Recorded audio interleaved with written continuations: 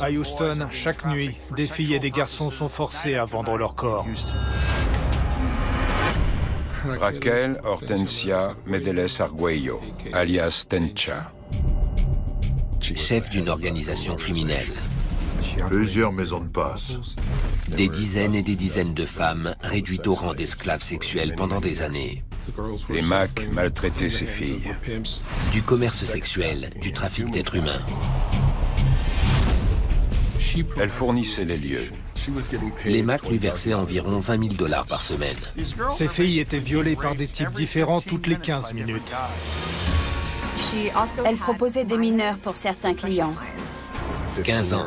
Enfermée dans une pièce. Elle annonçait « il y a de la chair fraîche ». Une personne capable de réduire des femmes et des mineurs en esclavage, qui se fiche qu'elles soient tabassées, torturées et violées. C'est un monstre. Police, on y va! Une enquête d'une ampleur sans précédent.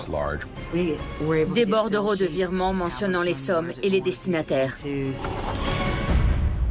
L'opinion publique n'a aucune idée de la portée de cette affaire.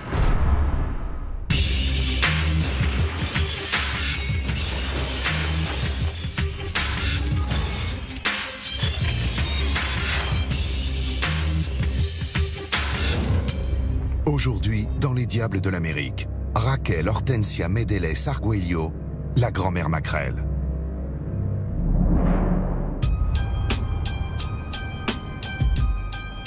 Au mois de février 2013, une ambiance de liesse s'empare de Houston, au Texas.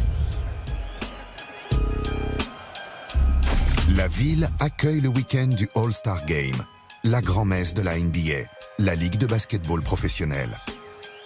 C'est dans la salle des Rockets, l'équipe locale, que se tient l'événement. Des milliers d'amateurs affluent dans le sud du Texas pour applaudir les meilleurs joueurs de la planète. Kobe Bryant, Chris Paul et la star locale, James Harden.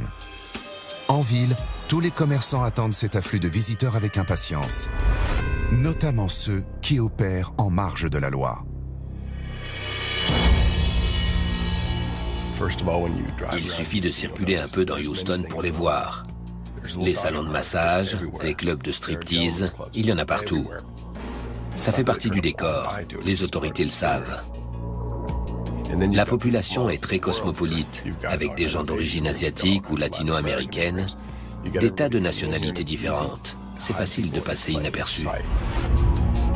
C'est une grande ville, avec une diversité ethnique très forte, alors c'est facile de se fondre dans la masse. Les possibilités d'emploi sont nombreuses pour les gens venus du Mexique ou d'ailleurs. Le commerce sexuel nage toujours en eau trouble. C'est dans les bas-fonds de Houston qu'une personne a pleinement profité de cette manne financière issue d'un sombre mélange de désir, de détresse et de déni de la réalité d'un crime. Une femme à la tête d'un gang criminel. Sacrée histoire. Une femme, une mère et une grand-mère. Mais surtout une criminelle à la tête d'un réseau de prostitution et de proxénétisme répugnant. Raquel Hortensia Medeles Arguello, alias Tencha, avait un seul but dans la vie. S'enrichir toujours plus. Elle avait dans les 70 ans et avait l'air d'une grand-mère comme les autres. Elle n'avait pas du tout une tête de mauvaise personne, susceptible de dire des choses comme « il y a de la chair fraîche ». Elle a empoché des millions de dollars sur le dos de jeunes ou très jeunes femmes, souvent des immigrés clandestines.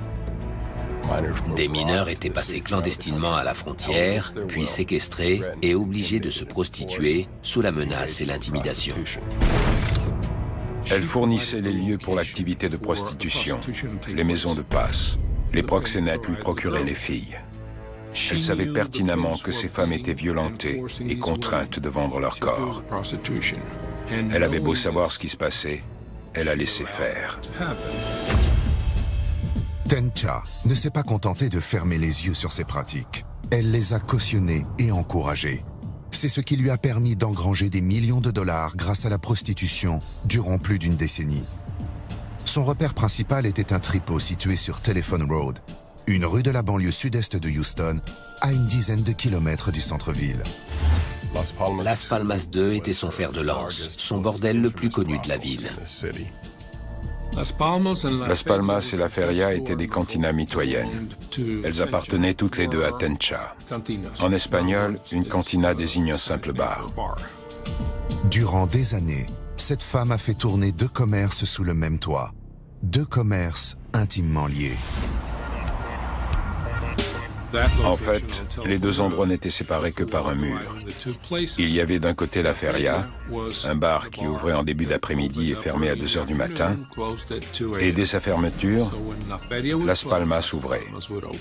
Le lieu des réjouissances se déplaçait juste de l'autre côté du mur et la fête continuait.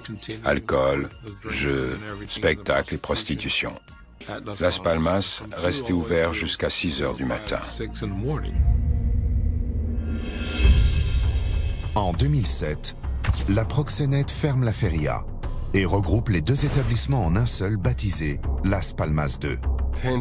Le bordel de Tencha différait de ceux que j'avais déjà vus. Quand on entrait, ça avait vraiment l'air d'un bar classique. Des tables de billard partout, un comptoir à bière, des machines à sous diverses et variées. Mais la clientèle ne venait pas pour boire ou faire la fête, mais pour avoir des relations sexuelles tarifées. Quand j'y suis allé, c'était fermé et sombre. L'ambiance était lugubre. On a dû emprunter une sorte de passage dissimulé derrière un mur. Ça menait à un escalier qui débouchait sous des plafonds hauts. Et là, c'était un labyrinthe de 17 sortes d'alcôves, de pièces nichées dans le moindre espace, parfois derrière des cloisons en contreplaqué, parfois en enfilade. C'était sans fin. L'espace avait été aménagé pour que ni les pompiers, ni la police, ni les clients, ni même les filles ne sachent ce qui était là. C'est crade. Pratiquement toutes les filles qui travaillaient là avaient un proxénète. Ils se débrouillaient pour leur faire passer la frontière clandestinement et avaient un arrangement avec la dénommée Tencha. Elle réceptionnait les filles et les mettait au travail dans sa maison de passe comme prostituées. Pour la plupart, les proxénètes qui sévissent dans l'agglomération de Houston sont d'origine mexicaine et souvent des clandestins. Leurs méthodes varient. Certains sont extrêmement violents, d'autres font plus dans l'intimidation et la coercition. Ils menacent de tuer les proches restés au pays et cognent de temps en temps sur les filles, mais moins. Les proxénètes s'arrangeaient avec les coyotes pour faire passer des filles. Mais à un certain moment, Tencha elle-même a payé les passeurs pour s'approvisionner directement depuis le Mexique. Les coyotes, ce sont des passeurs qu'on paie pour aider quelqu'un à franchir illégalement la frontière entre les États-Unis et le Mexique. Soyons bien clairs sur un point. Le trafic d'êtres humains, ce n'est pas de la contrebande de marchandises, mais de l'esclavage. Ça consiste à réduire des gens en esclavage, à les forcer à travailler contre leur gré. C'est du commerce sexuel, du trafic d'êtres humains. Des tas de jeunes femmes et de jeunes filles étaient passées par là, sans compter les milliers de clients. J'ai l'impression qu'elle vivait là, non? C'est ouvert? Ouais. On dirait des cellules. Ouais. Ce qui rend cette entreprise illégale encore plus remarquable, c'est le personnel qui répondait aux ordres de la tenancière des lieux. Las Palmas était une entreprise familiale où travaillaient les enfants de Tencha, son frère, certains cousins et des amis. C'était des proches, des gens de confiance. Elle préférait s'entourer de proches. Dans le crime organisé, ce genre de fonctionnement familial ne court pas les rues. Tencha a toujours impliqué ses enfants d'une manière ou d'une autre, que ce soit pour tenir la comptabilité, compter la caisse, payer les factures, dissimuler les actifs ou acheter des propriétés. Elle s'est bâtie un empire en investissant dans l'immobilier et en achetant des maisons dans tout Houston. Un patrimoine d'une valeur de plus de 2 millions de dollars. Elle a fait du Las Palmas 2 une entreprise secrète florissante dans une grande ville, accueillant des entreprises parmi les plus riches du pays, un événement sportif majeur ou de grands meetings politiques. Mais au sein de Las Palmas 2, il y avait une règle d'or. Les employés n'avaient pas leur mot à dire. Jamais. C'étaient des spécialistes de la manipulation. Ils contrôlaient les femmes en les passant à tabac régulièrement et de manière très brutale. Ils leur prenaient leur argent pour les rendre encore plus dépendantes. L'une d'elles m'a raconté qu'on lui enfonçait régulièrement un canon de pistolet dans la bouche en lui disant « N'essaye pas de t'enfuir ». Elle avait de longs cheveux, alors son bourreau aimait les enrouler autour de sa main avant de lui fracasser la tête contre un mur. Un climat de terreur était entretenu pour que les filles sachent ce qu'elles risquaient si elles n'obéissaient pas. La proxénète a pour habitude d'enfermer certaines filles toutes les nuits. Elle enfermait certaines de ses filles pour les garder à l'œil. Un des employés de l'établissement a fini par sympathiser avec l'une d'elles et s'est rendu compte qu'elle était mineure. Il a décidé de l'aider et est revenu en tant que client. Comme on lui faisait à peu près confiance, personne n'a tiqué. Il a payé comme s'il voulait avoir des rapports sexuels avec cette fille et ils se sont enfuis sans se retourner. En 2012, sort L'Exilé, un film dans lequel l'actrice australienne Abbie Cornish incarne une Américaine qui décide de venir en aide à des immigrants clandestins mexicains. Elle veut leur permettre de passer la frontière pour vivre leur rêve américain au Texas. Mais à la même époque, dans la réalité, une certaine Tencha transforme des milliers de ses rêves de réussite en Amérique en véritable cauchemar. L'opinion publique n'a aucune idée de la portée de cette affaire. L'histoire de chacune de ces victimes ou de leurs proxénètes pourrait faire l'objet d'un film. Mais pour ça, il faudrait raconter toute la vérité. Mais l'histoire de Raquel Medeles Arguello, alias Tencha, reste largement drapée de mystère.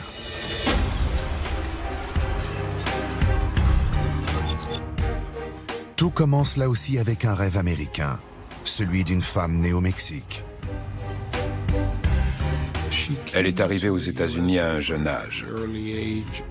Si je ne m'abuse, ses premiers déboires avec les services d'immigration datent de l'époque où elle avait 12 ans. De ce point de vue, la jeune Mexicaine ne diffère pas des millions de personnes qui ont émigré vers le Nord au fil des générations. Au Mexique, il y a des riches très riches et des pauvres très pauvres, mais pas vraiment de classe moyenne. Le niveau d'éducation est assez bas, notamment dans les villages reculés. Dans ces conditions, il est naturel d'aspirer à une vie meilleure et de vouloir partir réaliser son rêve américain en se disant qu'on pourra aider la famille restée au pays. À la frontière, la zone la plus pauvre se trouve au Texas. Il y a de vastes étendues complètement désertes. Alors ça a toujours été plus facile de passer la frontière par là. Il y a toujours eu des mouvements de population. Souvenez-vous du film Géant avec James Dean. Les communautés américaines et mexicaines se sont toujours mélangées au Texas.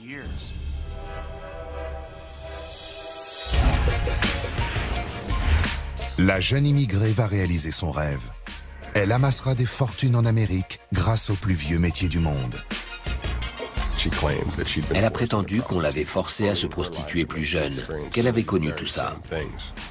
Le plus souvent, quand on tombe sur ces femmes qui trempent dans ce genre d'activité, c'est soit parce que leurs compagnons baignent dedans, soit parce qu'elles ont elles-mêmes été victimes de ce trafic. D'après moi, Tencha venait certainement d'un milieu extrêmement pauvre. On pense qu'elle a franchi illégalement la frontière pour la première fois en 1959. Elle a été capturée et expulsée à plusieurs reprises avant de poser ses valises à Houston. Ça fait longtemps que Tencha vit à Houston. Depuis qu'elle a quitté le Mexique, en fait. Donc, presque toute sa vie. Quand elle s'y installe, Houston traverse une période faste avec la fièvre de l'or noir, le pétrole. Ça peut être le côté chacun sa vie de la mentalité texane. Mais cette culture particulière qui entoure le sexe tarifé est là depuis longtemps. On a eu des candidats au poste de gouverneur du Texas qui déclaraient ouvertement que durant leur jeunesse, ils allaient s'offrir certains services au Mexique ou à la frontière. Raquel Arguello décide de proposer ce genre de service sur le territoire américain et s'installe à Houston. Elle est d'abord parvenue à obtenir son permis de séjour régulier, puis sa carte verte de citoyenne américaine. Elle s'est mariée et a fondé sa famille ici. Elle a travaillé dur toute sa vie. Les autorités voient les choses autrement, mais c'est vrai. Elle travaille tellement dur qu'elle va bâtir un empire en partant de rien. Tencha a commencé à travailler dans le milieu des maisons closes vers le début des années 1990. Elle ne faisait que gérer des maisons closes. Pendant très longtemps, elle a entièrement dépendu des proxénètes pour avoir de la main-d'œuvre. Le procédé de recrutement que j'ai le plus souvent vu à l'œuvre consiste à séduire les filles au Mexique. Ils leur disent « Viens avec moi en Amérique, tout est possible là-bas. Tu seras serveuse, moi mécanicien, mais on sera aux États-Unis. On gagnera de l'argent, on aura une grande maison, une belle voiture. » Les techniques varient. Certains Macs franchissent la frontière pour chercher un type de fille bien précis. Ils lui jettent de la poudre aux yeux, lui parlent d'amour et de rêves américains. Ils lui font passer la frontière et une fois de l'autre côté, ils lui disent « Au fait, t'es pas là pour m'épouser. » Une fois sur le territoire américain, le proxénète change de méthode. Tu ne vas pas être serveuse dans un restaurant, tu vas faire autre chose. Tu vas vendre ton corps. Au fil des années, des centaines de femmes sont recrutées pour finir dans les méandres glauques du Las Palmas 2, dans cette rue de la proche banlieue sud-est de Houston. Un vrai lieu cauchemardesque. C'était sale, un vrai dépotoir. Il suffisait de regarder le sol jonché de préservatifs. C'était vraiment un endroit terrible et répugnant. J'avais vu des clichés du bar et de la maison close avant de m'y rendre. Mais quand j'y suis allé et que j'ai vu les conditions de vie là-bas, ça m'a vraiment donné la nausée. Il n'y a pas d'autre mot. Elle possédait d'autres bordels et des bars à hôtesses. Mais Las Palmas 2, c'était sa vache à lait et son vaisseau amiral.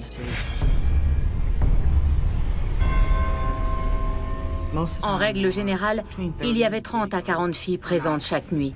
Les week-ends, c'était souvent 35 à 40 filles. En semaine, elle tournait à environ une quinzaine de clients par nuit. Et les week-ends, ça montait à 30 à 40 passes par fille.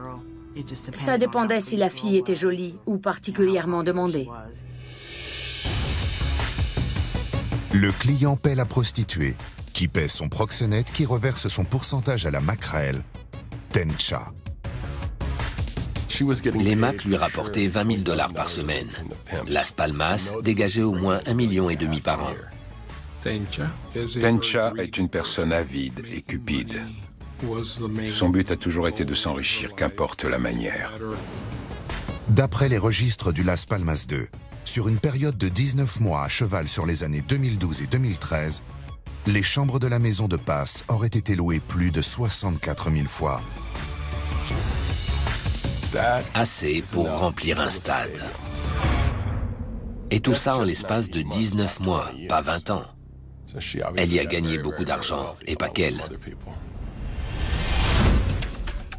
Au Las Palmas 2, tout est conçu et pensé pour engranger de l'argent. Elle faisait payer le stationnement et l'entrée. L'entrée, c'était 5 $, comme les préservatifs à l'unité. L'usage d'une chambre était tarifé 15 $, sans oublier les boissons. Elle s'enrichit sur le dos des filles, en plus de son pourcentage sur leur passe. Celles qui arrivaient en retard ou demandaient à partir plus tôt passaient à la caisse. Tout était payant. Chaque retard était facturé, chaque chambre d'hôtel, même le nettoyage des locaux. Une chambre, c'était 15 minutes. Au-delà, il fallait payer. Elle faisait absolument tout payer. Alors l'argent rentrait encore et toujours. Et la proxénète fait payer encore plus cher un service criminel, les rapports sexuels avec des mineurs. Elle proposait des mineurs pour certains clients. Le tarif pouvait monter jusqu'à 500 $ la passe. Quand elle parlait de ces gamines de 15 ans, elle disait « c'est de la chair fraîche ». Elle les envoyait dans les salons VIP où les attendaient les clients. L'un d'eux aurait apparemment alerté les autorités en disant « ce n'est pas mon truc. Moi je viens pour avoir des rapports consentis avec des adultes, pas avec des enfants ou des adolescentes. C'est de la folie ». Police Frontière est un film sorti en 1982 avec Jack Nicholson dans le rôle principal. L'acteur y campe Charlie Smith, un agent des services d'immigration enquêtant sur un réseau de trafic d'êtres humains. Il se retrouve confronté à un système de corruption généralisé. Cacher des gens, c'est facile. Les victimes n'ont aucune idée de leurs droits ici.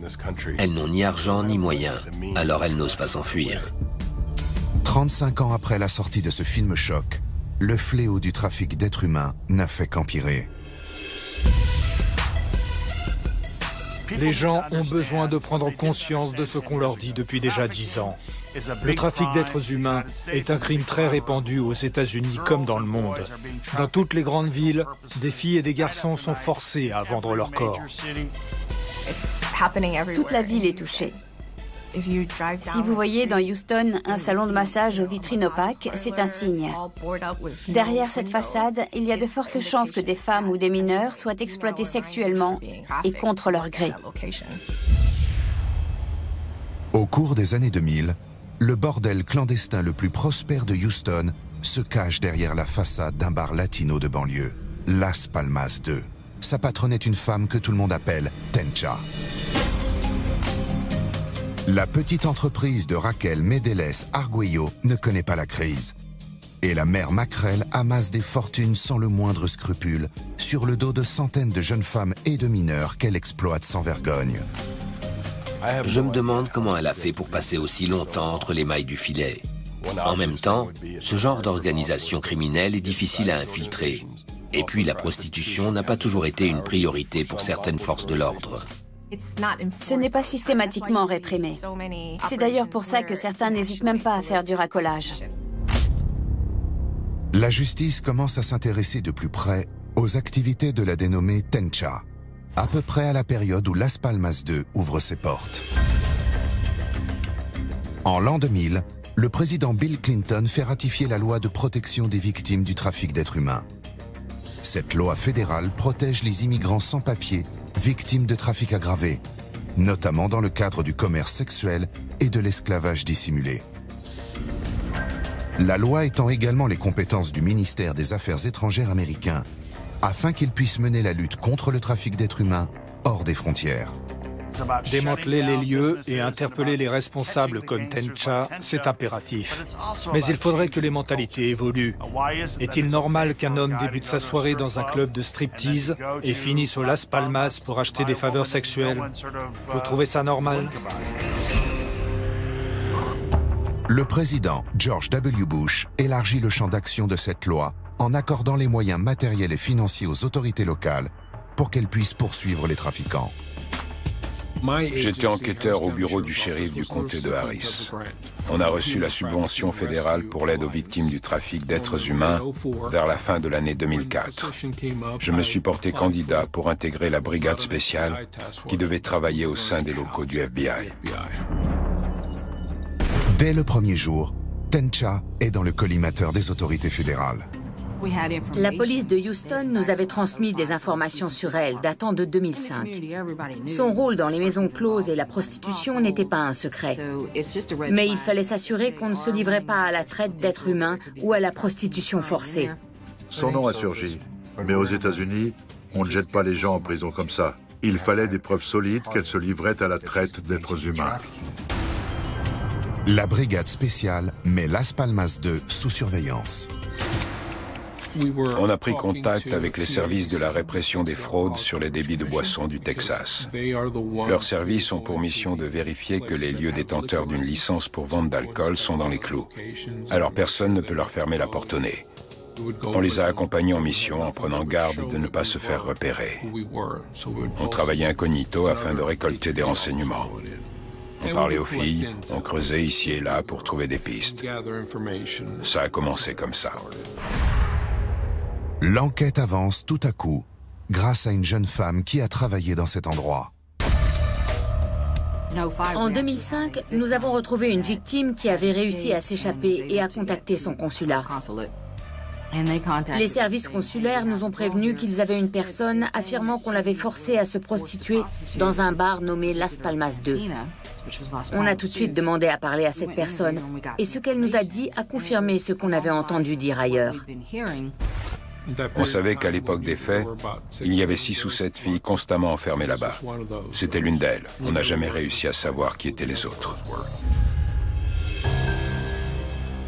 Gagner la confiance de ces jeunes femmes n'est pas facile. Lors des premiers entretiens, elles sont tellement terrifiées qu'elles ne veulent pas parler. Elles sont dans un pays étranger, elles ne parlent pas la langue. Certaines ne savaient même pas où elles se trouvaient. Elles se sentent vulnérables. À ce stade, c'était la seule victime à qui on pouvait parler. Elle nous a livré énormément d'informations très précieuses, mais on n'avait pas encore suffisamment d'éléments solides pour lancer une instruction et s'attaquer à toute l'organisation. Il faudra des années aux autorités fédérales pour amasser assez de preuves solides contre Tencha.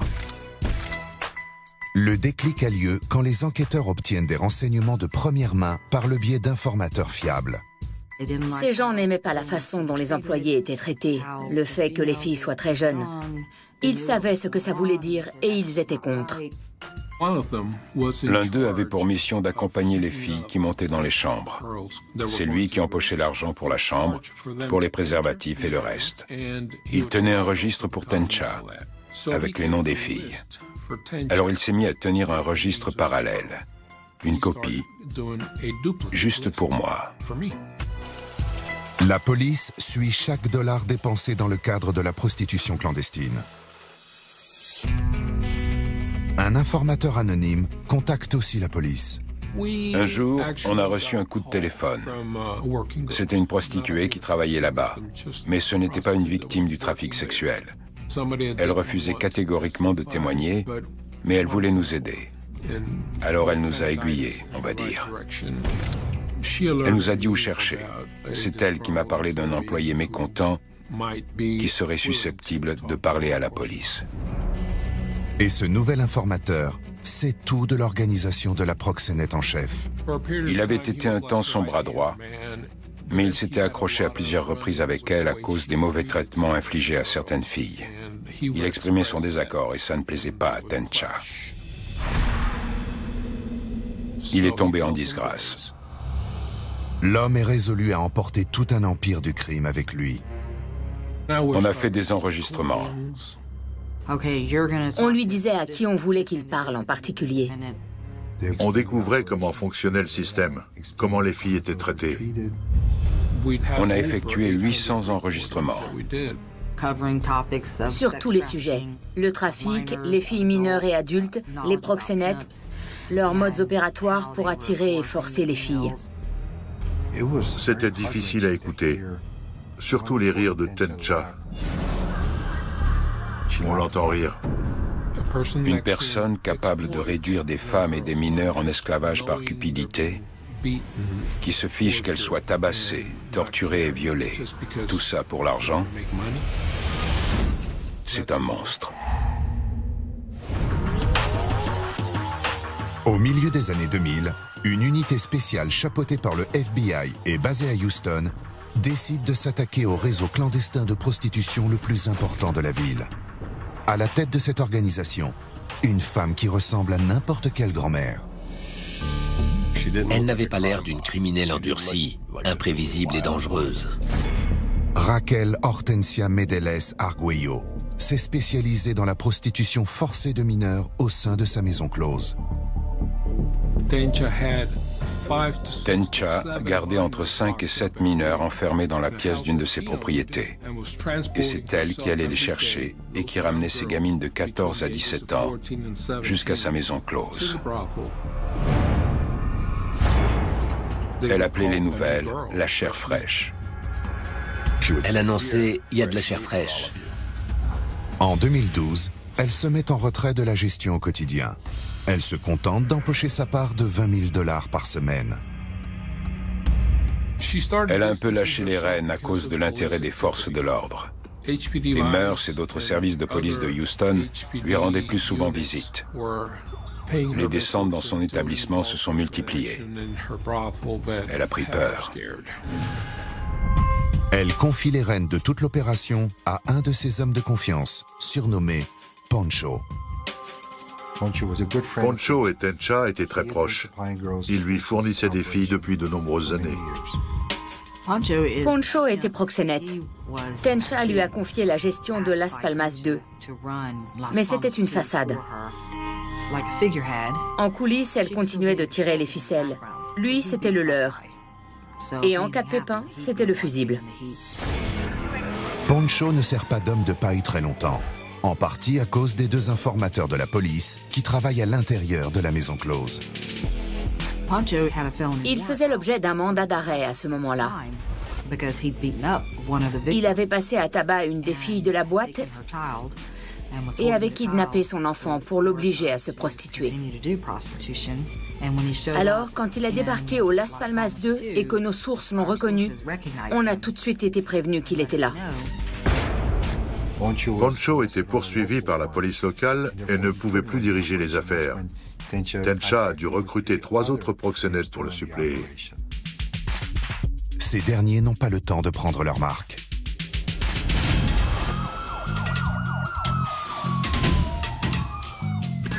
Cette organisation a fait venir de force et illégalement des femmes et des mineurs du Mexique pour les obliger à se prostituer en usant de violences et de menaces. En octobre 2013, la brigade spéciale a assez d'éléments pour poursuivre la meneuse de l'organisation, ainsi qu'une douzaine de ses complices et de ses subalternes. Le procureur estimait, comme toute la brigade, que le dossier permettait d'enclencher la vitesse supérieure. Il a fallu mettre en place les équipes qui allaient filer les différentes cibles quelques jours avant le grand coup de filet. On a fait un dernier point et tout le monde était d'accord pour y aller. On n'avait plus qu'à fixer le jour et l'heure et à passer à l'action.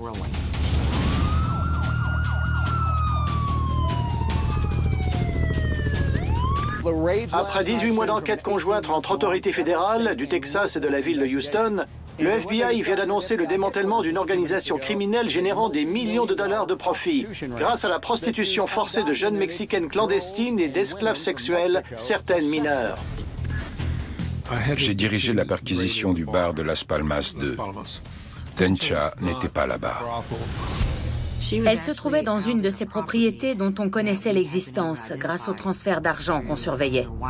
J'ignore ce qu'elle trafiquait là-bas, mais elle était sur le chemin du retour quand une patrouille a intercepté son véhicule et procédé à son interpellation.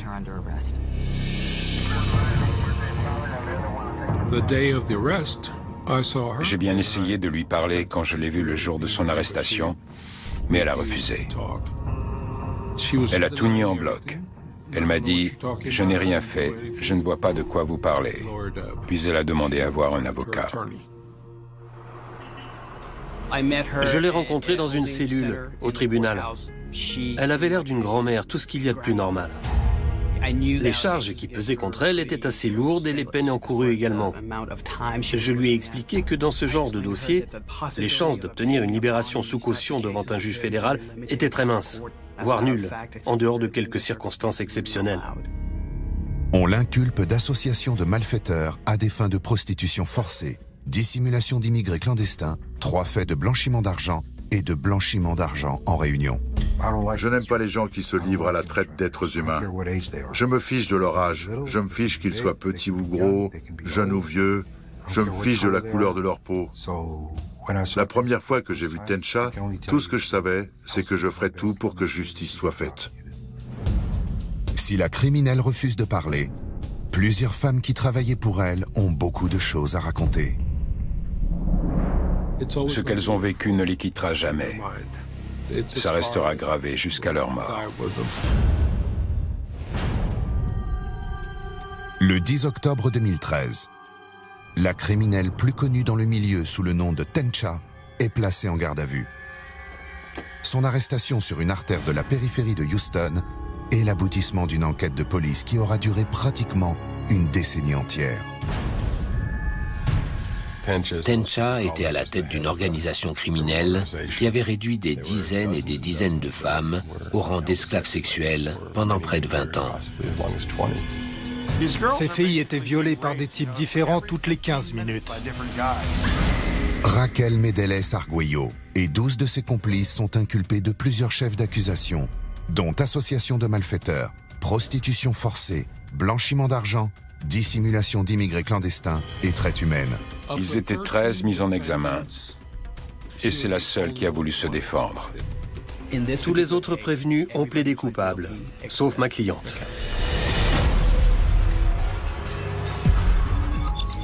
Nier l'existence de la prostitution forcée aurait été totalement absurde. Il n'y a jamais eu de débat sur ce point. Nous n'avons jamais réfuté l'existence de la prostitution au sein des établissements qu'elle possédait. Nos objections portaient sur les liens présumés entre ma cliente et les individus qui se livraient au proxénétisme. Pour la justice, cette grand-mère est une criminelle, la tête pensante du système, celle qui payait les proxénètes pour qu'ils lui fournissent de jeunes Mexicaines clandestines, qu'elle forçait ensuite à vendre leur corps à des hommes. Nos sources nous avaient procuré les registres d'occupation des chambres, des bordereaux de virements mentionnant les sommes et les destinataires, des numéros de comptes bancaires, des actes de propriété, tout ça grâce à nos sources. Des livres de compte pour les sorties d'argent, des adresses où acheter les préservatifs, les horaires d'occupation des chambres, tout ça était limpide dès le premier jour. Le dossier de l'accusation compte aussi des centaines d'heures d'enregistrement des dépositions de 2 informateurs infiltrés. C'était des éléments cruciaux. Au procès, ces témoins ont permis d'identifier les responsables, ainsi que leurs rôles respectifs. Ces enregistrements ne laissent aucun doute sur qui commandait au Las Palmas 2. Un des prévenus, par exemple, avait pour fonction d'inspecter les filles pour s'assurer qu'elles ne présentaient pas de traces de coups. Tencha n'aimait pas qu'elles aient des bleus ou des marques. Ce genre de choses attire l'attention. Quelqu'un, même un client, aurait pu les voir et alerter les autorités. Le problème venait du chef d'accusation principal, la traite humaine et la prostitution forcée. Les témoignages les plus accablants proviennent des ex-employés forcés de l'accusé. Les 12 jeunes femmes vont se succéder à la barre. C'est déterminant dans ce genre d'affaires. La plupart du temps, ces jeunes femmes refusent d'être impliquées ou d'être confrontées à leurs bourreaux. Souvent, elles pensent être encore sous l'emprise de ces gens. Durant les interrogatoires, on prenait soin de leur dire qu'elles n'étaient pas seules. Souvent, les victimes se croient seules à se battre. Alors on voulait qu'elles sachent que ce n'était pas le cas, qu'elles étaient plusieurs et qu'elles faisaient front ensemble. Ces jeunes filles ont fait preuve d'un courage qui inspire le respect. On peut toujours se demander pourquoi elles ne sont pas plus nombreuses à témoigner. Mais ce ne sont que des gosses. Il faut un sacré cran pour faire ce qu'elles ont fait, vraiment. Le premier témoin était une des mineures enfermées dans une des chambres du Las Palmas 2. Et alors qu'elle déposait à la barre, elle s'est interrompue et a dit « Elle me fixe en souriant ».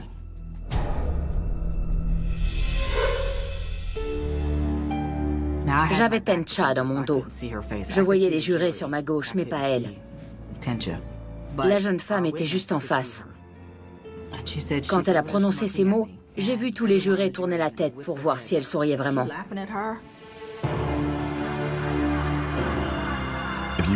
Il y avait de la rage dans les yeux de cette jeune fille. Elle a affirmé que Tencha savait forcément ce qui se passait. Elle se souvenait comment cette femme appelait les nouvelles comme elle, la chair fraîche. Ce genre de choses a profondément marqué le jury. Son témoignage était tellement fort et sincère. Elle disait la vérité. Cette jeune femme a déclaré avoir été un certain temps soi-disant enfermée à l'étage du Las Palmas, où ses services étaient vendus à un prix élevé à certains clients. Nous avons toujours rejeté ces affirmations. Les faits tels qu'ils étaient énoncés sonnaient faux, ne concordaient pas avec les constatations faites sur place. Ça sonnait vraiment trop faux. Elle s'exprimait en espagnol, mais qu'importe.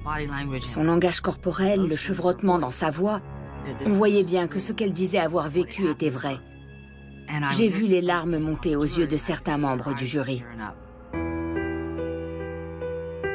Je me souviens aussi qu'elle a dit être très croyante et très pieuse, mais qu'après ce qu'elle avait vécu, après avoir été violée et battue à tant de reprises, elle avait perdu sa foi en Dieu. Elle ne voyait pas comment Dieu pouvait exister et laisser faire ce qu'on lui avait infligé. Elle se sentait vide, sans espoir.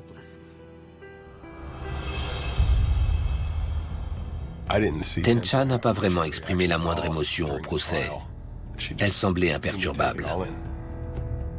La traite des femmes est une réalité terrifiante et abjecte. Personne ne devrait en être victime. Mais ce n'est pas le sujet. N'oublions pas que plusieurs proxénètes ont bénéficié de réductions de peine très conséquentes dans cette affaire. Mais quand le système punit quelqu'un qui veut seulement se défendre, c'est qu'il marche sur la tête. Les victimes de la proxénète ne sont pas les seules à témoigner contre elle à la barre. Les filles et le fils de Tencha étaient aussi poursuivis et ont décidé de coopérer parce qu'ils savaient qu'ils avaient fait quelque chose de mal. Ses propres enfants ont montré plus de remords qu'elle. Les enfants de l'accusé déposent contre leur mère. Parmi les prévenus, il y avait ses sœurs, son neveu, son fils et ses filles. Son fils a témoigné et comme les autres, il l'a pointé du doigt en disant « Maman, arrête de nier ». Tour à tour, ses enfants sont venus à la barre et se sont mis à pleurer. C'est assez compréhensible. Si vous deviez comparaître devant un tribunal pour témoigner contre un de vos parents, ce serait un moment difficile. Ils ont eu du mal, mais ils ont dit la vérité. Et ils ont pleuré parce qu'ils savaient que leur témoignage allait enfoncer leur mère. Mais ils ne voulaient pas non plus finir leur vie derrière les barreaux pour autant. Tous les enfants de la dénommée Tencha plaident coupables et se voient condamnés à des peines de prison allant d'1 an et demi à 6 ans de rétention. Le procès de leur mère durera quant à lui une dizaine de jours et les délibérations du jury moins de 4 heures avant que le verdict sans appel tombe. Coupable de tous les chefs d'accusation. Ça m'a soulagée pour les victimes. Elles pourraient enfin tourner la page. Et puis, ça montrait que la justice fonctionne. Quand on fait les choses bien, on obtient toujours des résultats. C'est très frustrant. Ma cliente avait déjà un certain âge au moment où elle a été condamnée. Alors on craint fortement qu'elle meure en prison. À l'énoncé de sa peine, Tencha finit par craquer et fond en larmes. Elle a pleuré parce qu'on l'avait arrêtée, qu'on avait saisi tous ses biens et qu'elle allait mourir en prison. Elle n'a pas pleuré parce qu'elle regrettait quoi que ce soit. Lors de cette audience, Tencha a pleuré. Elle a répété qu'elle était innocente et ne comprenait pas ce qui lui arrivait. Ça a rendu ses victimes tellement folles de rage qu'elles ont demandé à revenir à la barre. Elles avaient chacune rédigé des déclarations, mais elles avaient le droit de prendre la parole. Quand elles l'ont entendu, 6 d'entre elles ont décidé de s'exprimer. Pour résumer, elles ont énuméré leurs problèmes. Leur incapacité à avoir des rapports sexuels normaux avec leur mari, à bâtir des relations normales avec leurs enfants ou leurs amis, les problèmes liés à l'intimité, la dépression et des pensées suicidaires dues au traumatisme subi. Le 28 janvier 2016, Raquel Hortensia Medeles Arguello est condamnée à la rétention à perpétuité sans période de sûreté. Elle purgera sa peine en pénitencier fédéral.